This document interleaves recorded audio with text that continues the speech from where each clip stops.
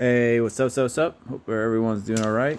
So we are on week 14, and the readings for this week is Samuel 24, 1 Samuel 24 through 2 Samuel 14. So remember, we're reading the Bible cover to cover in 1 year, and if you read the Bible, about 14 pages in the King James Version of the Bible, but each section I have sectioned off here into 50 different sections, and you get through the Bible in 1 year. And you get to the Bible 1 year from cover to cover. And so that's what we're trying to do. And that's kind of the move that I feel like is the best way to read the Bible. That way you have the context of everything. You have the context of the chapter, you have the context of the verse, and you have the context of the Bible in general. So we are we're just pretty much right in the midst of Samuel. And Samuel is mainly Samuel seems to be just mainly about the first kings, right? You have the judges, which is before Samuel, and then Samuel is like the kings through a prophesied, but mainly just Saul, David, and Solomon. And so the starting of the kingdom. So I think last week I was talking about how, that Samuel is just kind of the view of the standpoint of the kings through the prophet. And that's true too, but it's also seems to be a lot more dedicated to the first three kings, right? The starting of the kingdom. And then you have the kings is like the whole entire, all the kings of Judah. And Israel. Or not Israel, sorry, it's why do I always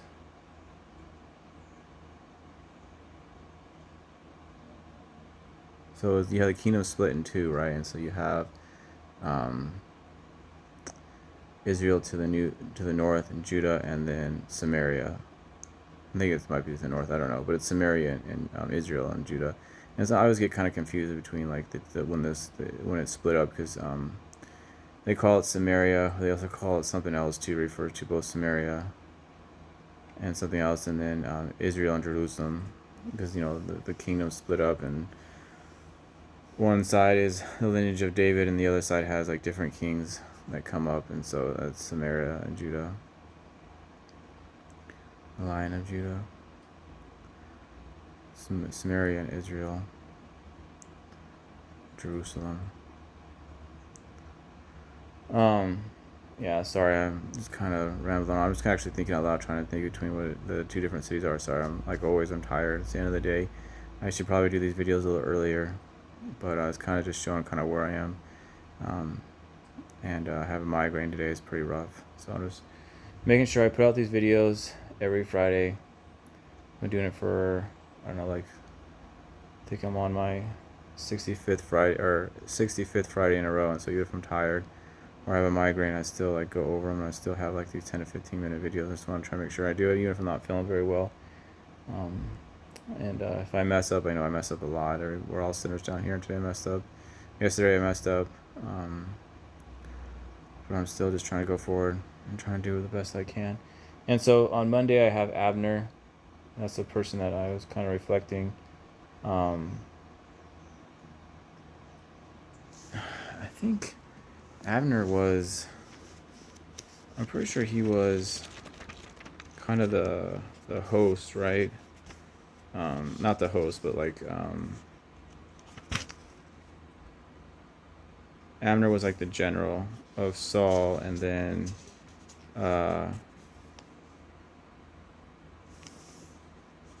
he brought the kingdom to David, but he was also I wonder why I have Abner and I don't have the guy after Abner.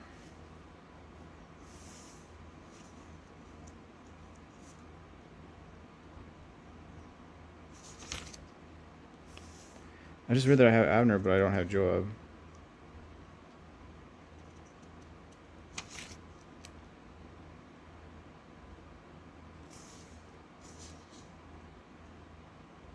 I just want to make sure.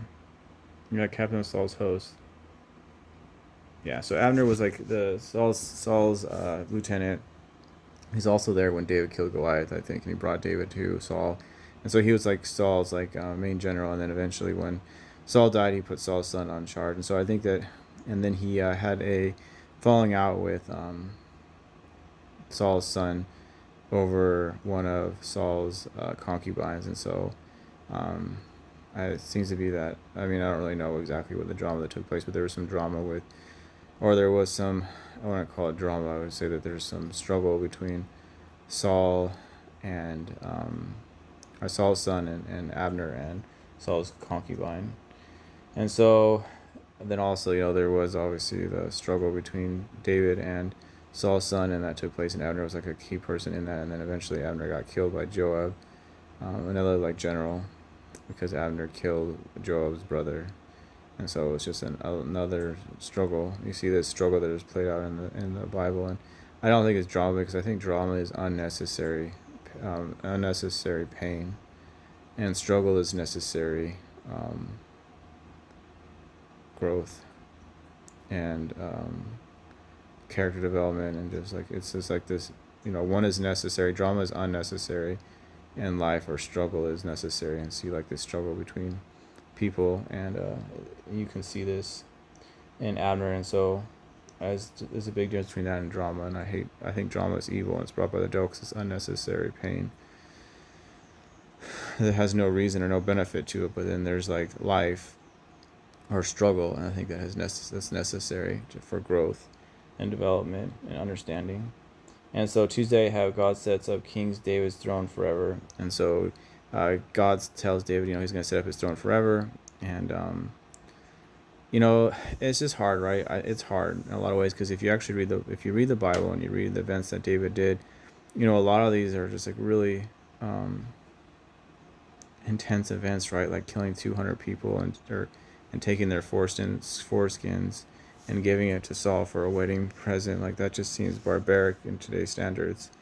And so you take today's standards, and I think that one way that the devil is able to divide man between him and his creator is because he creates this world, and this world that we're living in right now, this world that's ruled by deception, and he creates norms in the world that are different than what the Bible lays out. And so you read the Bible, and then it seems barbaric or uncivilized or evil or ungodly by today's standards or by today's societies.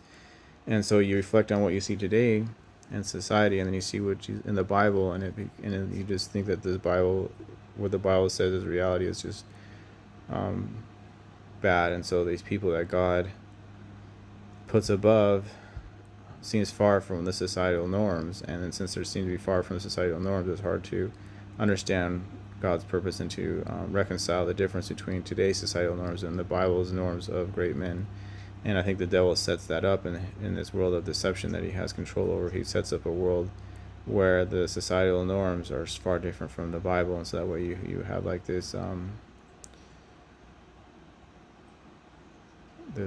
difference between these things. And so like it's hard to reconcile what good men are supposed to be, because what are good men in the Bible and what are good men in today's standards are different. And that's because the devil rules, at least the place that I'm at, is completely ruled by deception. So the devil rules the society and sets up the norms of the society, and is far different from the Bible norms of great men. And so great men that are different from this than what society considers normal is far different. And so it's hard to reconcile, and it's hard to know what it is to be a great man or recognize a great man if you're using today's modern standards. And that's not because, necessarily if you've grown, and that might be a reason too that we have grown, and so the norms of today are better than what they used to be because men grow, or it's because the society that's set up is a society of deception, and the norms of society are evil. It's hard to know the difference, right? Like, it just depends. Wednesday I have Nathan, and Nathan is a prophet, and he's the one that comes to David when David messed up with Uriah's wife, and gives him the parable of the man who has the 2 sheep, or the man that has lots of sheep, and the man only has 1 sheep. And the man that has lots of sheep, he's a rich man, and then somebody comes and visits him, and when the person comes and visits him, he's like, okay, well, I want to be able to give him some food and stuff. And so he's like, I'll just take from the poor man, take his 1 lamb that he's got, and dress it instead of the many lambs that I have. And the lambs that he has a lot of them, but the 1 lamb that the poor man has, he loves super much, and he takes it from him. And This is obviously the Proverbs of David taking Uriah's wife. And, David loses his kid, and the sword will never leave his house. And this is a horrible thing that he does. Is a horrible consequence that he has for him and his lineage forever. And although David was a great king, he did amazing things. This is a horrible thing that he did. And, nothing in secret will be kept in secret. Everything will be revealed. And so Nathan's the one that comes and tells David this, and he's a prophet. And so you definitely have interactions where the prophets override the king, and because obviously God overrides the king, and so these are just messengers. And so 99.9% of the time I would imagine that the king overrides the prophet, but when the prophet has a message from God, then obviously God overrides the king, and this is his messenger. In doing so, it's obviously better to use. I think it's obviously better to use a messenger, right? Because if God Himself would tell David these things, it'd be far more difficult to take, and punishment would be far more severe. But it's like a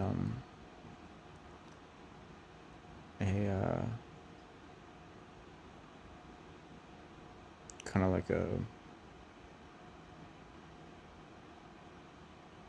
watering down of what God has to say. So it's less taken less harmfully. It's not a watering down. It's just more like a buffer between what God says and what the man receives. And so we have Jesus that does this now, but we still have prophets that play this role. But I think it's maybe a buffer between Jesus and man, and not God and man, right? So you have God, and then you have Jesus, and then you have the prophets, which are the buffer between Jesus and man now.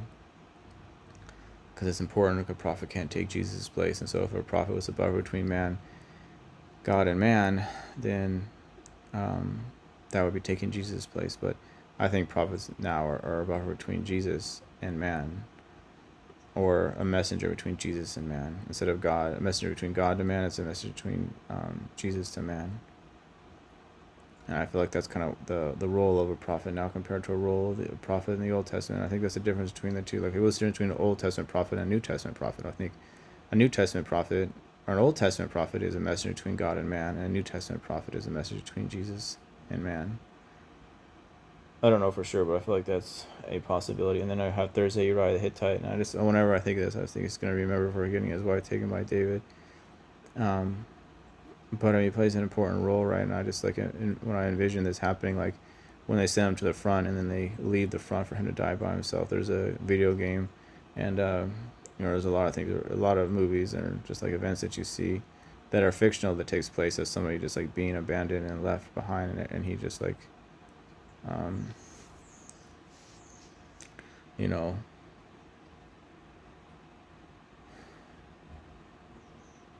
the pain and struggle that's built from that, and they're left behind. You're like meant to fight for somebody, and then for whatever reason, you're left behind and then developed by the enemy and betrayed by the people that you're serving through envy. And who can stand before envy? Okay. And then I have Friday, I have Solomon, which is weird. I don't know why I put Solomon on there, because Solomon isn't even born yet in 2 Samuel 14. He's mentioned, though. He is mentioned. He's mentioned in the lineage of David, so I guess he's mentioned. So that's why I put him on there, because he's mentioned. First time he's mentioned. Solomon, all of his glory. Does not read as one of these. Solomon is like, the wisest person ever known, and we built on a lot of his things, and man grows from him, and he had complete control. And then obviously, he's taken down by women, and so it's a role. It's something that happens, right, between the greatest of men, and taken out by women, David and Solomon. Women are difficult. It's difficult to understand.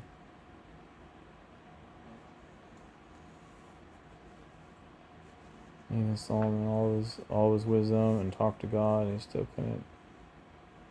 still got led astray. And I think that, depending on the context and stuff like that, it's like you don't have to be led astray in the same way.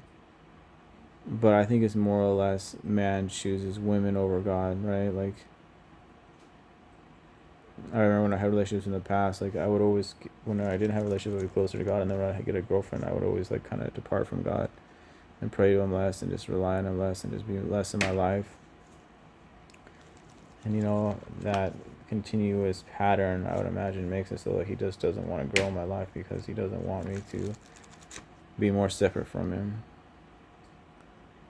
And so I'm just trying to not let girl have control over me. Like, if I meet a girl and she's supposed to be my wife, I just can't let her have control over me. If she has control over me, then God will take her from me because God is envious. And the way that, if you have beautiful women in society and they're taking man away, then maybe God makes them less beautiful in other ways so they keep man from Him. Women can be super beautiful and super good, but if she's too good and man starts worshiping her, God will take her away one way or another. And so it's like, you want this girl, you want this thing in your life that brings about,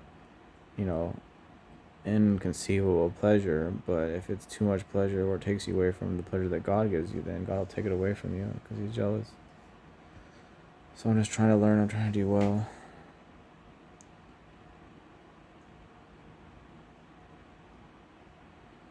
Thing from all things, right? If you have a child or something that you love more than God, then God's a jealous God.